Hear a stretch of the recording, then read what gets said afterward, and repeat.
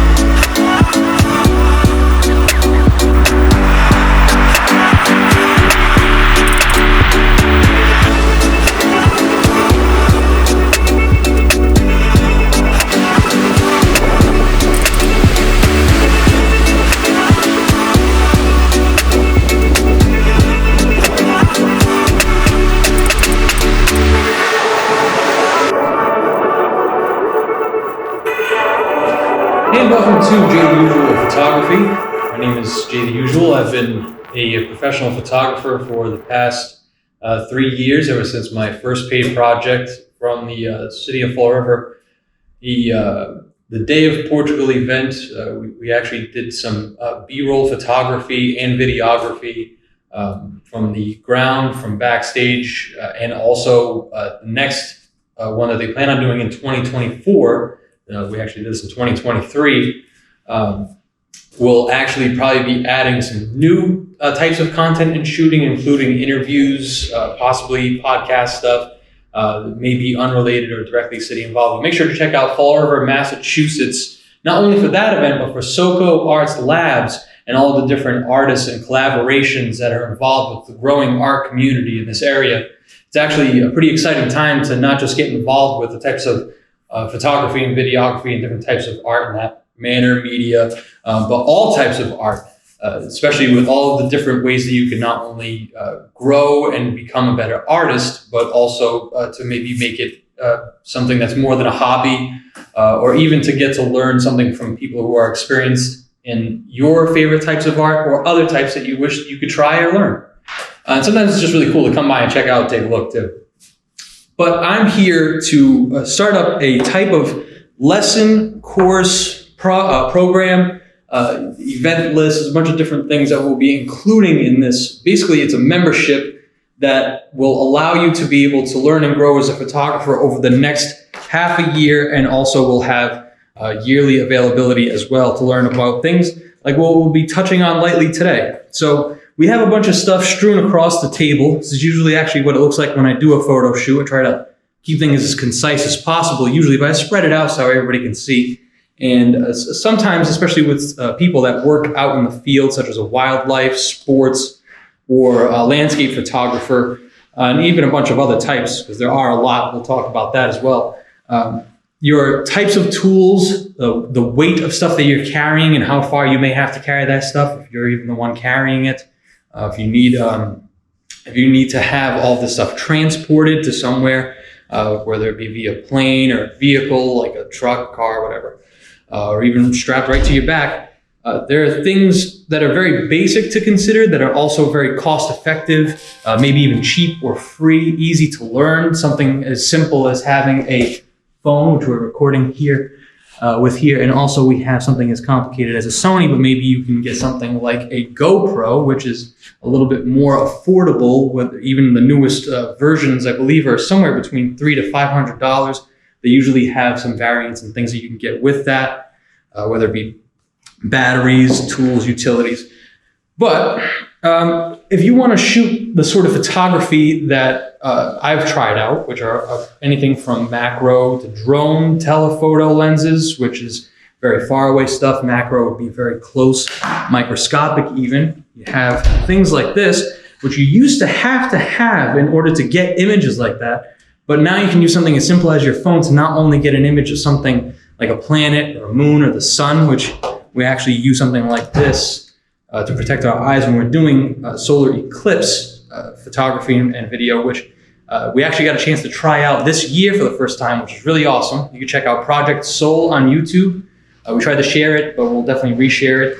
And it was quite the experience to not only be able to record that sort of thing, which I thought was possible with a regular phone, and like a camera, maybe like an editing thing later or something like that. I was thinking it was like overly bright for the lens, but it can actually damage your lens and your eyes. So something like this from a company such as Celestron, which we're naming here, and we'll make sure to hashtag them. It was something affordable, quick to grab. I was able to get the last one, and it made the shoot actually happen, whereas before that, it couldn't happen no matter what I would have liked to do. So what I'd like to do is try to familiarize everybody with what I've done over the past couple of years, the experiences that I've had and the tools that I use most often. And that's what this particular setup is for today. We will be teaching more lessons as time goes on, both free and available for live broadcast, and so you can actually visit a place. We'll be having events and meetups so that way we can have photographers of all different experience levels come through and meet each other, learn new things, or maybe we'll have like a collaborative process. There'll be a lot of different things that'll happen. We actually have 2 prints for sale now, directly from the Jay the Usual multimedia brand. One of the canvases we actually played on the NFG podcast with Jay the Usual, which will also play today live. So I'm sure some of you are familiar with some of the things that you're going to see here today, but maybe its usages will blow your mind. One prime example, something as easy as a plastic bag will protect you from 90% of the weather problems that you're going to have with any of your camera gear. And it's important to have something like this to protect, let's say a GoPro is waterproof, but the batteries are not. So if those are loose, you're going to want to have them wrapped in plastic. You're going to be in a water-rich environment where they could possibly get wet. Even using something like this to ball up and use it to fill in the space in a pack so you don't have things bouncing around. That was something that I had to learn the hard way. It's very useful. Also, photographers and people out there taking video of all different types, having the right clothing is very important. And I stress this because, I mean, you could have something that's like multi-purpose like this, which seems useful at the time. But if you're wearing, what looks like you're gonna do something a little strange and nefarious, and then your tripods end up looking like this, it's not a recipe for good things to happen, especially if you operate in night photography like I do, or in different cities and locations where you're not used to, and people aren't used to you. But with this sort of tripod system here, it's good to have spares. And then when you get to the larger setups, that's when you start to feel the pain of when you have something break on it and you don't have a replacement. Now your entire angle list is completely gone until you either get a new tripod or you somehow finagle something that's in the environment already, and it's probably not the most safe for your camera.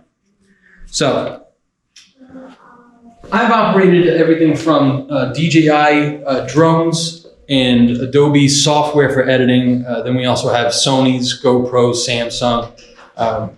I haven't done any photography besides digital. I would like to one day, and video. I've actually helped do a bunch of shoots for that, and audio production for roughly the past 10 years, maybe a little bit longer, probably like 15 when I was in college.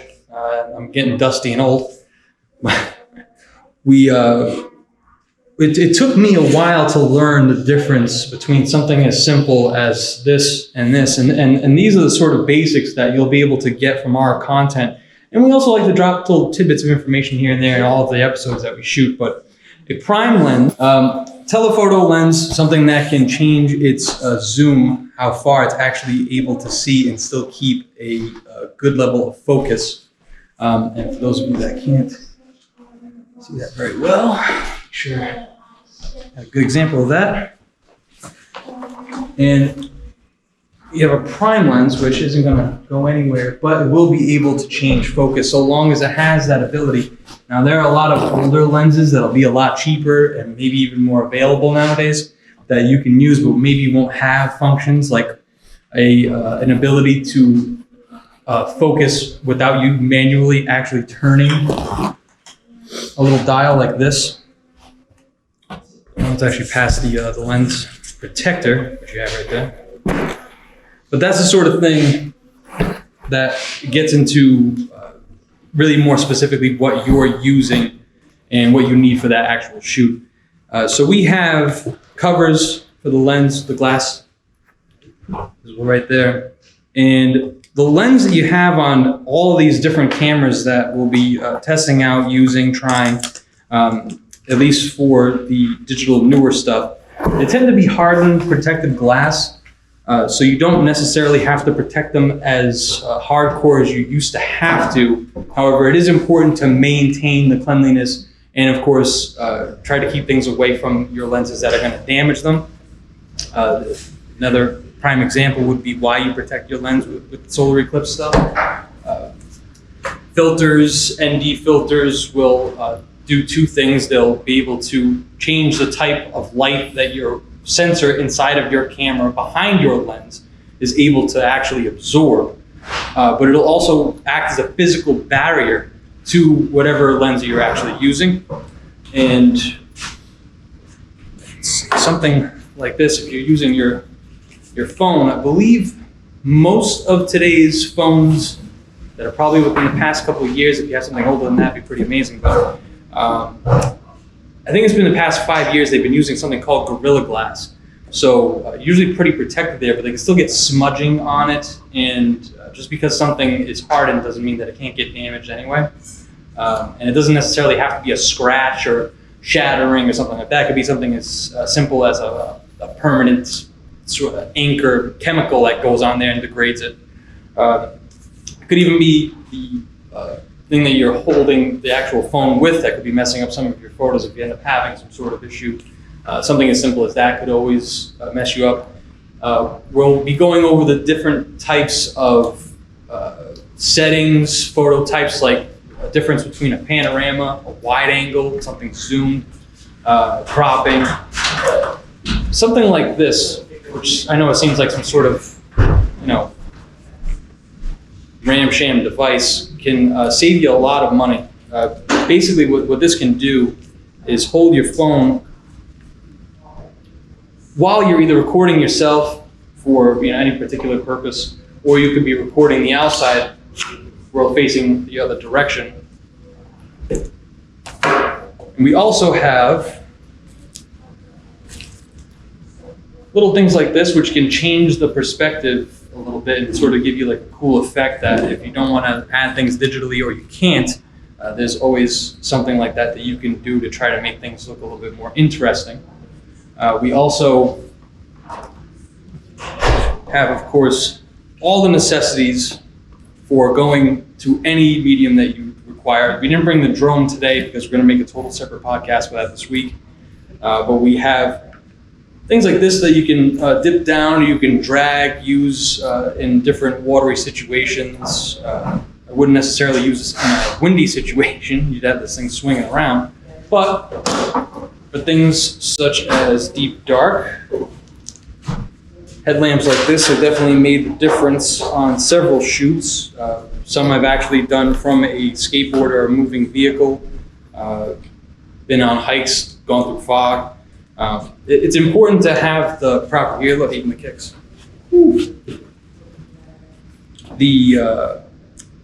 The brand that you're using is important up to the fact of how well it's actually working for you and how much it's costing you.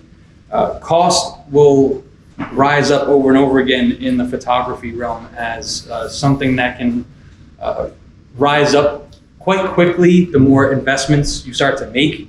So while you can save, especially while you're beginning or you're not bringing in any sort of business, that might be something you're going to want to consider quite heavily. So it will be something we'll talk about pretty frequently.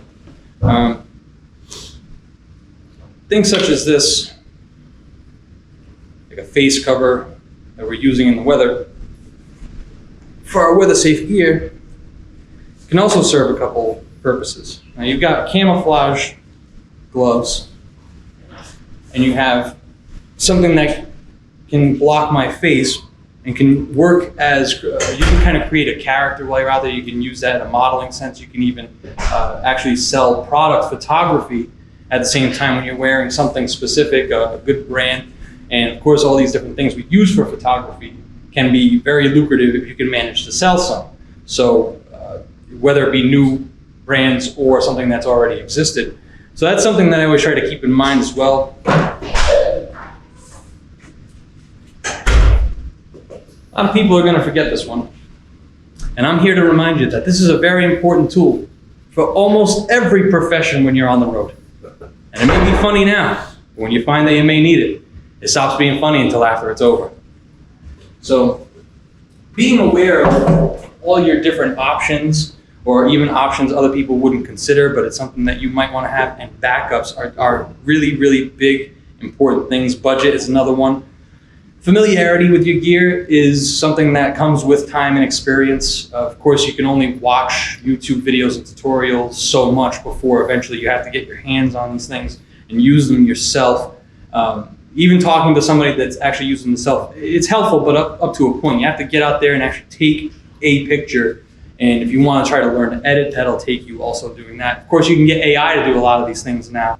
Let's see, we have a couple of tools inside of a bag here. So that makes it a tool bag. Is that hilarious to anybody yet?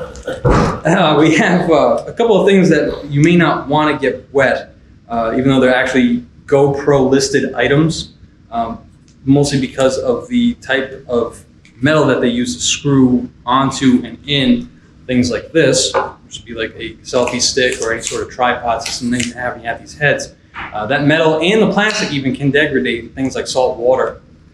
So that's something you want to keep consideration of, is not just how the items are that you have, but how you're protecting them in the field and over time. Keeping them in a bag like this, the bag itself becomes a more vital tool than a lot of the things you're going to have, because otherwise all this stuff becomes useless. Now, lens covers and different types of lenses, they're going to have different sizes, so making sure that you have the extras of both and of the sizes that you require is definitely something else that's important, as well as the type of attachment that you're using for any sort of tripod system or grapple, suction cups, whatever, what have you. Protecting your eyes, definitely important. Keeping a bag of your medications if you're out in the field is something important for people that have any sort of medical issues or require medication every day. Now, to get back to actual tools that a photographer would use, multi-tools, screws that fit all your other systems in, having extras of that is huge, obviously. But a time-lapse track, which we'll have a segment where this is put together and moving with the camera on it, so everybody can kind of get an idea of what you can do with this sort of thing. We'll actually post videos that we create with it too within the week.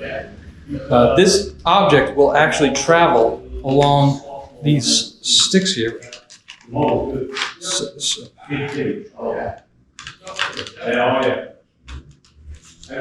it can stay put wherever it's at,